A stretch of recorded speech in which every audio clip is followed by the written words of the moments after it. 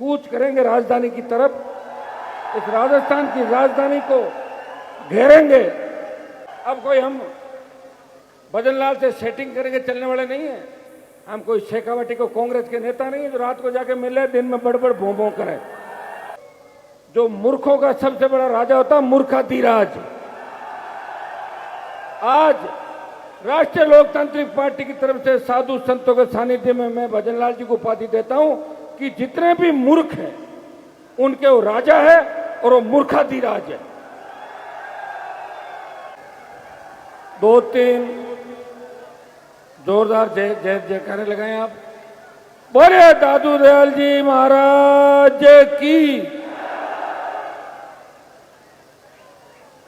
बैराणा धाम की, नरैना धाम की, तेजाजी महाराज की, रामसा पीर की, शंकर भगवान की, बजरंग बली की, और तमाम जो मंच पे साधुगण बैठे हैं हमारे अलग अलग राजस्थान के इलाकों से पधारे हुए, जिन कई मूर्तियों के दर्शन मैंने आज किए, लगातार मैं इनसे मिलता रहता हूं और समाज को एक नई दिशा देने का काम कर रहे हैं। हमारे लिए प्रेरणा का स्रोत है। सर्दी गर्मी 24 घंटे जो जिन्होंने अपना पूरा जीवन आमजन को समर्पित कर दिया, तमाम साधु संतों को मैं प्रणाम करता हूं। श्री दादू पीठाधिकारी श्री ओम प्रकाश दास जी महाराज, श्री रामधाम खेड़ापा गोविंदराम जी महाराज, श्री रामधाम शीतल से रामपाल दास जी महाराज, महंत श्री हीरापुरी जी महाराज, महंत श्री गोवर्धन दास जी महाराज, देवरी से हमारे रामदास जी महाराज, आप सबके लाडले जो भजन के साथ साथ राजनीति में भी बहुत इंटरेस्ट रखते हैं, प्रकाश दास जी महाराज,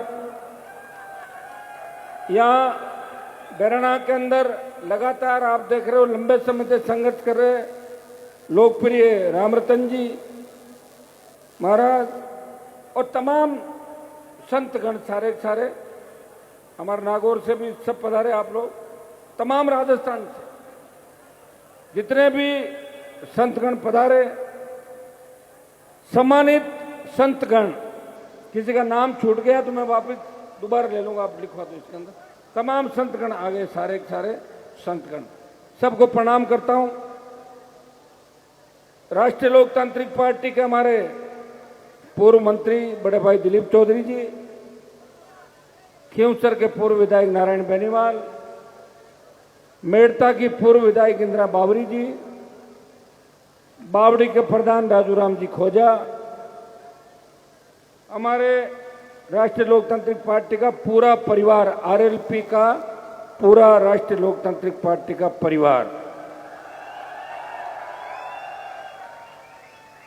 हजारों की तादाद के अंदर, लाखों की तादाद के अंदर पिछले 5-7 दिन से बैराणा बचाओ और भजनलाल हटाओ के नाम से नारा देने वाले मेरे सोशल मीडिया के छोटे भाई, यहां उपस्थित मौजूद बुजुर्गों, नौजवान साथियों, मातृशक्ति मीडिया के मेरे छोटे भाई, छोटी बहनें और तमाम प्रिंट मीडिया, इलेक्ट्रॉनिक मीडिया के साथी जो जयपुर, दिल्ली और यहाँ आसपास से आए, मैं मीडिया के साथियों का धन्यवाद दूंगा कि लगातार लंबे समय से बैराणा के अंदर 45-50 दिन से जो आंदोलन चल रहा है, इस अंदर आपने साधु संतों की बात को पूरे देश के अंदर दिखाया, रखा, और आज ये जो नजारा है इसे पूरा हिंदुस्तान देख रहा है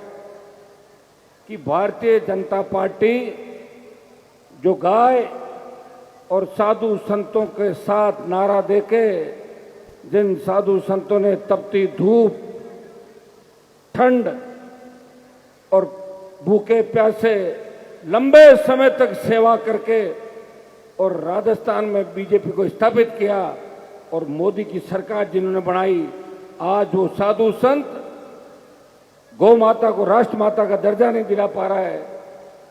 आज उनसे गायों की गोचर के लिए दी हुई जमीनें छीनी जा रही है।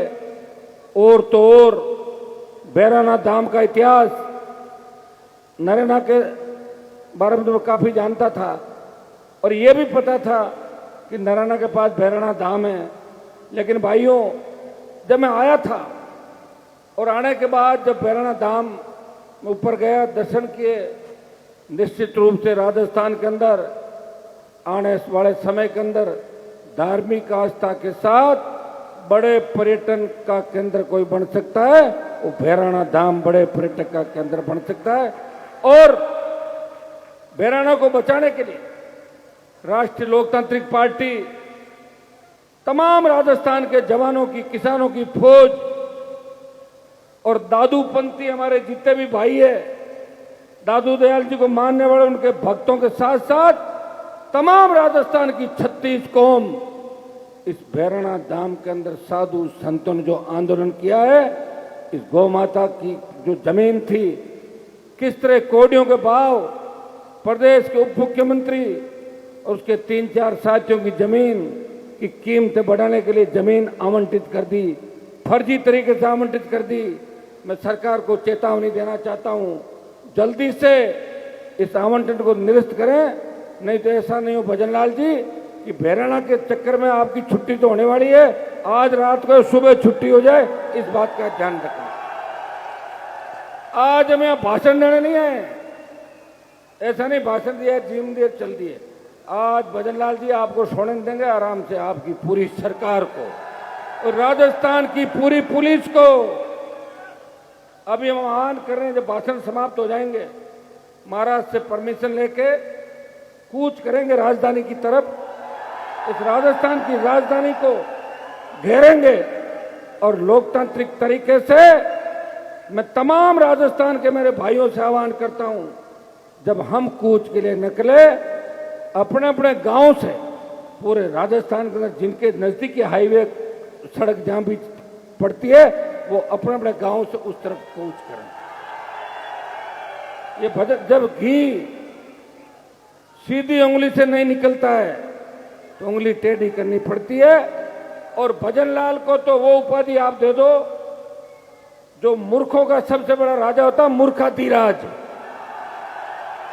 आज राष्ट्रीय लोकतांत्रिक पार्टी की तरफ से साधु संतों के सानिध्य में मैं भजनलाल जी को उपाधि देता हूं कि जितने भी मूर्ख हैं उनके वो राजा है और वो मूर्खाधिराज है। अब कोई हम भजनलाल से सेटिंग करेंगे चलने वाले नहीं है। हम कोई शेखावटी को कांग्रेस के नेता नहीं है जो रात को जाके मिले, दिन में बड़बड़ भों करे। सीधी लड़ाई होगी, आर पार की लड़ाई होगी, या तो मूर्खाधिराज समझ जाएंगे और इन साधु संतों की मान लेंगे, क्योंकि साधुओं से जो भी टकराया उसका अस्तित्व खत्म हो गया। मैंने बड़े बड़े नेताओं को साधुओं के कदमों में पड़े हुए देखा है। और ये सीधा सीधा जिस तरह वो शिखर अग्रवाल, जिसके चरित्र को लेकर पूरी दुनिया जानती है, ऐसे चरित्रहीन व्यक्ति को जो भजनलाल को चलाता था, शिखर, उसकी पूरी टीम, तमाम वो अधिकारी राजस्थान के अंदर, तमाम मंत्री जो अखंड भ्रष्टाचार के अंदर डूबे हुए हैं, ये भजन सरकार है। और ये मूर्खों की जो कैबिनेट है इनके मूर्खाधिराज और मूर्ख तो ये समझ नहीं पा रहे हैं कि लाख की संख्या जब चलेगी राजधानी की ओर, तब मूर्खों तुम कहां छुप जाओगे राजधानी में, यह भी तुम्हें सोचने की आवश्यकता। कांग्रेस पार्टी नहीं बोलेगी, कांग्रेस को तो वोट नहीं है ना। अगर यहां वोट होता, अशोक गहलोत पायलट सारे आ जाते आपके पास। जहां वोट की जरूरत हो कांग्रेस आ जाएगी। जहां पर्दा डालना है बीजेपी के पापों पे, कांग्रेस के पापों पे पर्दा डालना है, वसुंधरा, भजनलाल, दूसरे लोग, भाइयों जो हाहाकार मच रहा है इस प्रदेश के अंदर, कौन रखवाली करेगा बताओ मुझे। पहले कांग्रेस ने पेपर लीक किए राजस्थान में, और जब कांग्रेस लीक करते करते थक गई तो भारतीय जनता पार्टी के नेताओं के इशारे पे नीट के पेपर आउट हो गए। और हमारे बच्चों ने सुसाइड किए। सीनियर का जो एग्जाम करा रहे सीबीएसई का, एआई से कॉपी जचवाएंगे, उसके अंदर कितने बच्चों ने सुसाइड किया। किस दिशा में देश जा रहा है, किस दिशा में प्रदेश जा रहा है, आखिर कौन चिंता करेगा इस प्रदेश की? खुद के घर की तो चिंता सब करते हैं, अपनी टिकट की चिंता करते हैं। पैसा खाने के बाद 5 साल उस पैसे को बचाना, विदेशों में यात्राएं, होटलें, फार्म हाउस, और उसके बाद 4 महीने पहले आके कि भाषण बड़े बड़े, विधानसभा में आरोप लगाना और रात को उनके कदमों में जाके पड़ जाना। ये धंधा चला है राजस्थान के अंदर, और इसीलिए राजस्थान में तीसरी ताकत खड़ी नहीं हुई। और जब तीसरी ताकत खड़ी हुई, उस ताकत से घबरा के अशोक गहलोत और सचिन पायलट और इनके प्रदेश अध्यक्ष ने 7 उपचुनाव में 7 टिकट भजनलाल के घर जाके दे दिए। आप बांट दो जो बांटना है, हमारी तो वैसे भी इज्जत नहीं, जमान जब्त हुई, क्या फर्क पड़ जाएगा। और 3-4 की जमान जब्त हुई थी, तो पता है सारी बातों का। यह कब लगेगा पता? लगा हुआ है ना भाइयों। अब की बार हमने कांग्रेस से अलायंस किया। मैंने कई बार कहा कि कांग्रेस का वोट मुझे मिला, लेकिन कांग्रेस के एक भी एमपी ने नहीं कहा कि आरएलपी का वोट हमें मिला और हम जीते। और तो सीकर के कॉमरेड अमराराम जी ने भी नहीं कहा, जहां 1.5 लाख आरएलपी के वोट लेके जीते, जिनका बुढ़ापा सुधर गया एमपी बन के। बोला क्या उन्होंने? कभी नहीं बोलेंगे। देखिए नौजवानों, कई तरह की बात आएगी, कई तरह के लोग प्रलोभन दिए जाएंगे। एसआई भर्ती का उदाहरण देख लो। जो लोग बड़ी बड़ी डींगे आंक रहे थे, वो सुप्रीम कोर्ट, हाई कोर्ट और डबल बेंच के समय बच्चों से बोले, जाओ हनुमान के पास, हमारा क्या लेना देना। और हनुमान बेनीवाल पे तेजा जी की कृपा है कि सुप्रीम कोर्ट से भी एसआई भर्ती को रद्द करा के 600 फर्जी थानेदारों को, 600 लुटेरों को घर भिजवा दिया। मेरी एक आदत है, जिसके पीछे पड़ता हूं उसको दिन में तारे दिखा देता हूं। इतने नेताओं को ठीक किया मैंने, मेरे खुद के पास सूची नहीं अभी तक। आज जीत में कई लोग कह रहे हैं हनुमान जी खींवसर की सीट हार गए, क्या फर्क पड़ रहा है? कौन सा मैं कोई सीएम बन जाता खींवसर की सीट जीत के? जीते तो 1 सीट हो जाती, अच्छा रहा। कम से कम आपको एहसास हुआ, नागौर खींवसर के लोगों को भी एहसास हुआ। गलतफहमी में घूम रहे थे हम, नागौर के लोग ये कर देंगे वो कर देंगे। डाक की 3 पात 1 लाख वोट होते हुए एक ऐसे भैंस वाले को वहां जिता दिया मेरे सामने। कितनी बड़ी बेइज्जती कराई बताओ मुझे। ऐसे देसी वेद तो कहीं मिल जाएंगे, लेकिन हनुमान बेनीवाल मिलेगा क्या हमेशा आप लोगों को? इसीलिए मैं कह रहा हूं मेरे भाइयों, मैंने तुम्हारा सम्मान प्रदेश के अंदर नहीं, इस देश के अंदर बढ़ाया। जब मैं गया था 19 के अंदर, तब दिल्ली में लोग कहते थे कि राजस्थान के लोग कुछ नहीं कर सकते, ये 3 टाइम खाना खाते हैं और सो जाते हैं। यही राजस्थानियों ने किया है। यूपी, बिहार, पंजाब और हरियाणा का नेता कहते थे एक दूसरे की बात जरूर चुगली, इधर की उधर कर ली। ये नेताओं का धंधा है, चप्पल उठा लेते हैं, किसी को खाना दे देते हैं, ये राजस्थान के नेता। मैंने कहा मैं उनमें से नहीं हूं। और 19 से जब 26 आया, तब देश में बात चली। जब देश का किसान मोदी की तरफ देख रहा था, कितने किसान के बेटे थे, मेरे समाज के कितने मंत्री थे, उन किसानों की मदद करने कोई नहीं आया। जब किसानों ने पुकारा, तेजा जी का भक्त हनुमान बेनीवाल मोदी की सत्ता को ठोकर मार कर अपने भाइयों के साथ आया और राजस्थान का सम्मान बढ़ाया। जब सेना को ठेके पे दे दिया, कोई नहीं बोला। मैंने कहा मेरे भाइयों के सम्मान में लड़ूंगा। 2 लाख की जोधपुर में रैली करी और तमाम जगह आपने देखा होगा झंडे के साथ लोकसभा, कोई सी भी रैली, अग्निवीर को समाप्त कराएंगे, मेरे भाइयों का, सेना का सम्मान लौटाएंगे। इस देश के अंदर सेना, पैरामिलिट्री फोर्स और पैरामिलिट्री के पुलिस के सादत देने वाले बच्चों की कोई अगर सादत की शहीद का दर्जा देने की बात करता है, नागौर का सांसद पैरामिलिट्री और मिलिट्री की पीड़ा समझता है। जब देश की पहलवान बेटियां न्याय के लिए भटक रही थी, उन्हें न्याय दिलाने हरियाणा, राजस्थान, उत्तर प्रदेश के कांग्रेस, बीजेपी के, हमारे समाज के नेता नहीं गए। अगर पहला व्यक्ति गया, तेजा जी का भक्त हनुमान बेनीवाल गया, उस बाहुबली के छक्के छुड़ा दिए और उसको चुनाव से वंचित करा दिया। भाइयों, आवश्यकता है राजस्थान को बदलने की। मुझे पीड़ा होती है। 18 के अंदर मेरे संघर्षों का एक परिणाम था, मेरी हुंकार रैलियों का परिणाम था कि डरी हुई वसुंधरा ने स्टेट हाईवे टोल फ्री किए, 50,000 का कर्जा माफ किया, 5 horse पावर बिजली फ्री की और 50,000 नौकरियां आखिरी साल में आरएलपी की हुंकार की वजह से, आपकी हुंकार की वजह से वसुंधरा को डरा के किया था। आज भी आप देख लो, इस प्रदेश में लड़ता हुआ कोई दिखेगा आप देखिए, कांग्रेस जिसका बहुत बड़ा इतिहास है, पैसे की कमी नहीं, फिर भी यूथ कांग्रेस का चुनाव करा के आरएलपी के बच्चों से सहयोग मांग रही कांग्रेस पार्टी। आप हमारे लिए सदस्य बना दो, वापिस आरएलपी में रह जाना, हम अध्यक्ष बन जाएंगे, इतनी कांग्रेस पार्टी की। और पर बच्चे से कितना पैसा लेना? 100 रुपया, 75 रुपया। ये लूट खसोट चल रही है और जिनका राजा जैसा होता है वैसी पार्टियां होती है। और कांग्रेस के राजा यहाँ तो 4 है और रानियां कितनी मुझे नहीं पता, लेकिन दिल्ली में भी राजा इनका समझदार नहीं कांग्रेस का, इसलिए मोदी की सरकार आ रही है। बंगाल में खाता भी नहीं खुला था क्या कांग्रेस पार्टी का? 0। ऐसे 20 स्टेट होंगे 0 0 0 0 0। इसलिए तो हमें भुगतना पड़ रहा है मेरे भाई, दुर्भाग्य से मैं इनके साथ खड़ा हूं।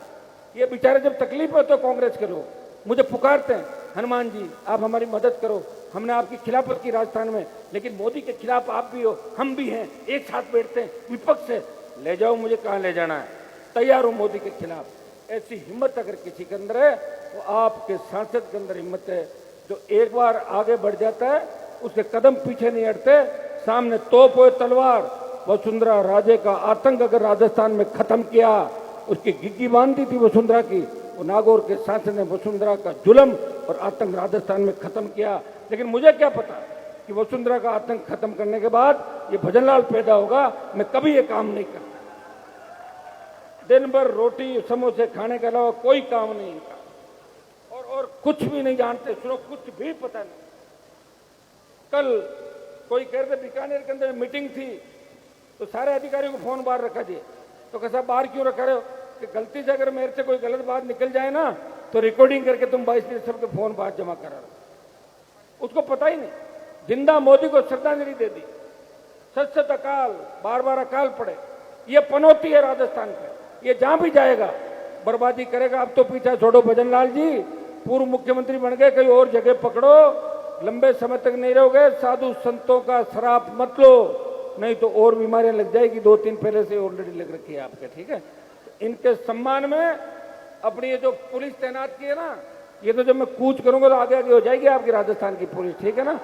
दिमाग से कोई कचरा है ना, वो कचरा निकाल दो दिमाग से, राज नहीं करने देंगे आपको। हमसे जिन जिन ने पंगा लिया उनकी दुकानें पूरी तरह बंद हो गई, और उनकी दुकानें बंद होने के बाद उनके बच्चे मेरे दरवाजे पर आए, कोई मामा बोला, कोई चाचा बोला, कोई भाई साहब बोला, प्रणाम करके मेरे से जीत के चले गए, इतने निकम्मे हैं। फिर भी मैं सबकी मदद कर रहा हूं। आप देखो, हमेशा देखते हो आप सारी बात।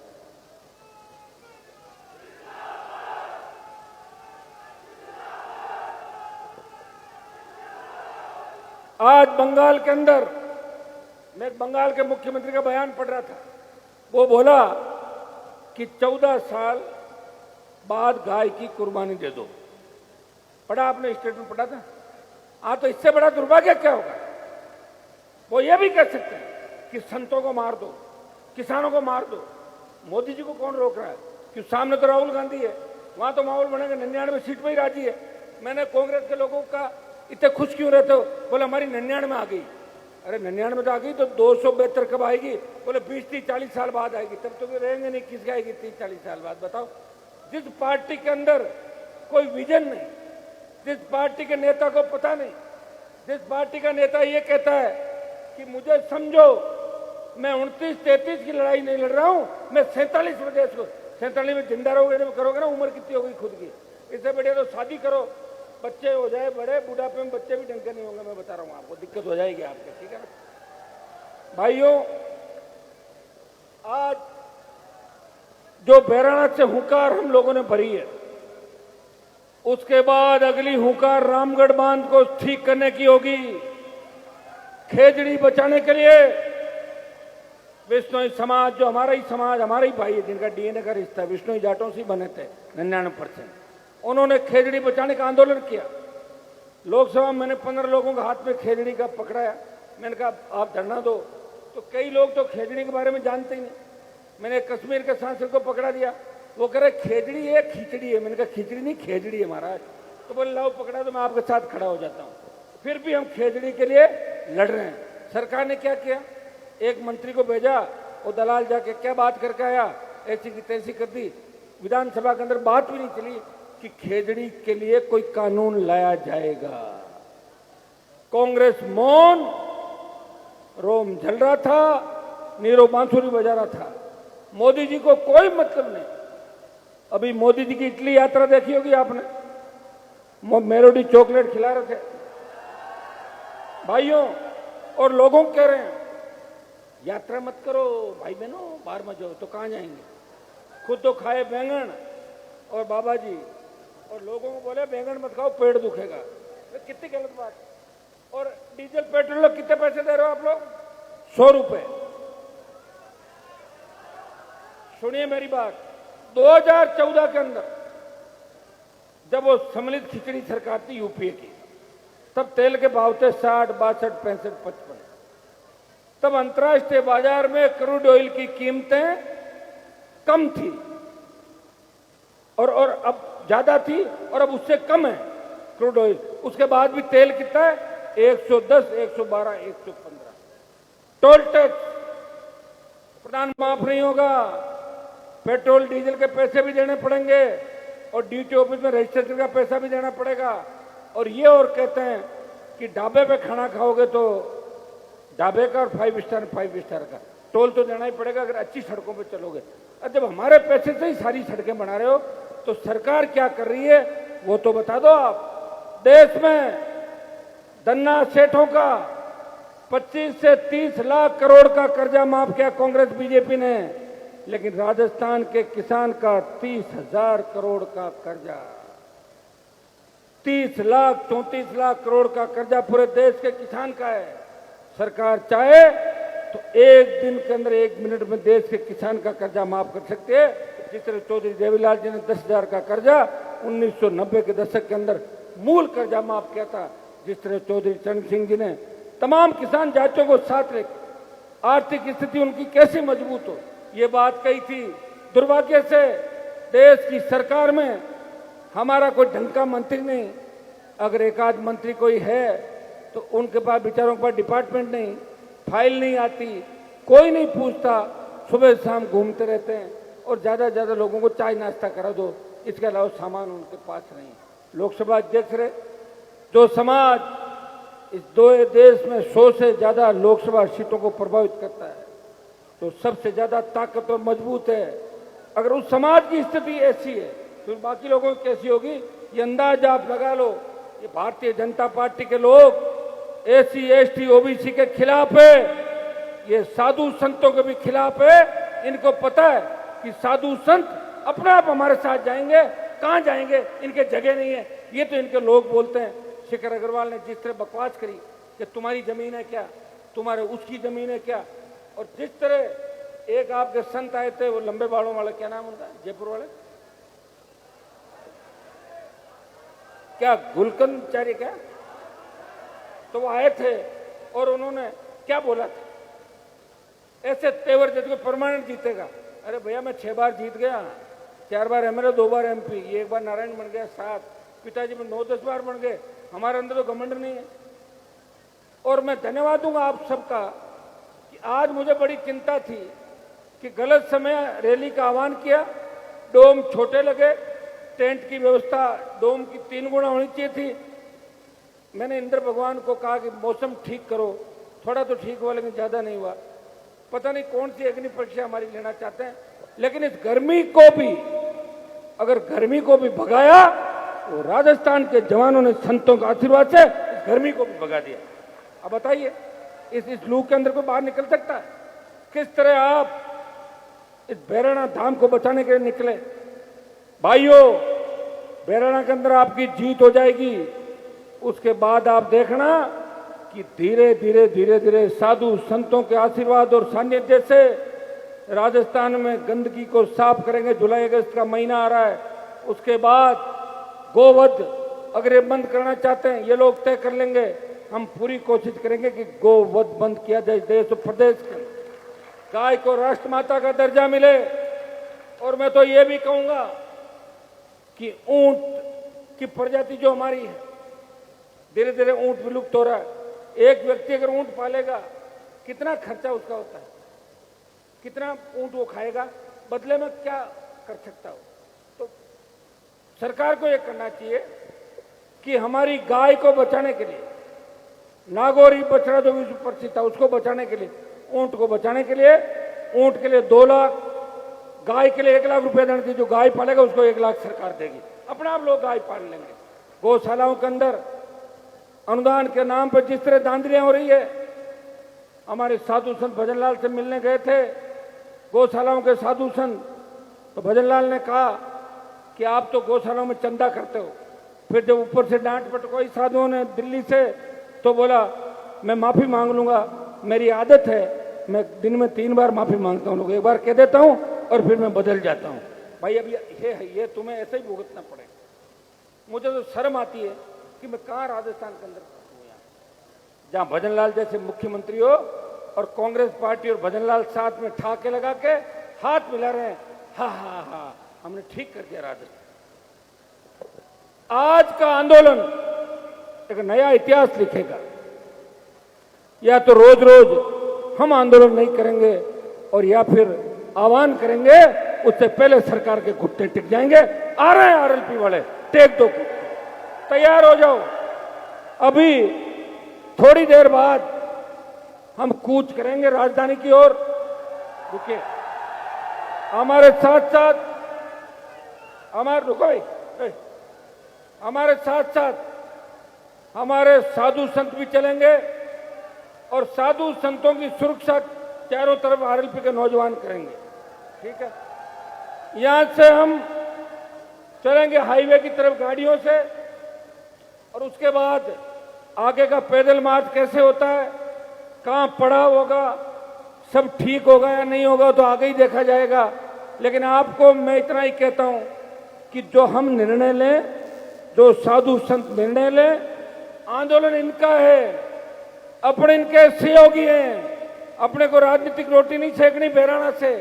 मुझे पता है लाखों की तादाद में बच्चे किस तरह गाड़ियों के अंदर तेल डलवा के 5-10 हजार का खर्चा करके प्रत्येक बच्चा आया साधु संतों के सम्मान के अंदर, कि साधु संतों का सम्मान रहना चाहिए, बहराना बचना चाहिए, पर्यटन स्थल बनना चाहिए और नदी नाले बचने चाहिए। हमारे किसान और जवान का जो हक अधिकार है वो बचना चाहिए। ये हुंकार ललकार आपने भरी है, तो संयमित तरीके से कानून हाथ में नहीं लेना पहले, और कानून वाले अगर बदमाशी करे तो फिर पीछे नहीं हटेंगे। लेकिन इंतजार करना सारे मेरी बात का ध्यान रखना, कहीं ऐसा नहीं हो मैं तो गाड़ी में जा रहा हूं, तुम पहले ही जाके कोई गड़बड़ कर दो, मत करना कोई गड़बड़, ध्यान रखना। बाद में क्या तुम्हारी दिक्कत है कि पुलिस पकड़ लेती, फिर होने लग जाता है मेरी जमानत कराओ, मुझे जेल हो गई, जमानत कराओ, केस लग गया। या तो ये करो फिर मुझे मत करना, मेरे से हटके अगर कुछ कर रहे हो तो फिर जाओ, छुड़ा लेंगे आपको, ऐसा कुछ नहीं, वो 4-5 दिन लग सकता है। और जीवन में अगर जेल यात्रा नहीं की कोई फायदा नहीं जीवन में। जेल यात्रा गांधी जी ने भी की थी, इंदिरा गांधी को भी जेल में डाला था। हमारे जो गृह मंत्री है देश के, शायद ये भी जेल में रहे थे ना, इनको तो 299 में घोषित किया था कुछ। हाँ। तो बड़े बड़े लोग, वसुंधरा जी नहीं जा पाए, गेलो तो वसुंधरा बच गए, वो हमारी सरकार आएगी जब देखेंगे वापस। भाइयों अभी इधर देखो, इधर भी मत करो, अभी रुक जाओ एक बार। अभी मंच से आह्वान करेंगे कि इतनी बजे कूच होगा, वो आह्वान प्रकाश दास जी महाराज करेंगे। सुनिए मेरी बात, समझ रहे हो, उठो मत, कहां रवाना हो रहे हो, ज्यादा जल्दी हो रही है क्या कूच की, रुको एक बार हम बात कर रहे हैं। हमारी जो मांगे हैं वो सीधी सी मांगे हैं कि रीको को जो जमीन अलॉट की है उसे निरस्त करें। साधु संतों की इच्छा के बिना आगे भी कभी आसपास कोई कार्रवाई सरकार की नहीं हो। दादू दयाल जी के नाम से परिक्रमा क्षेत्र बन के इसको वन क्षेत्र घोषित किया जाए, पेड़ पौधे लगाए जाए, हमारे जितने पक्षी पशु जो भी थे वो सारी व्यवस्थाएं सरकार करे। ये लंबा चौड़ा ज्ञापन साधु संतों का है।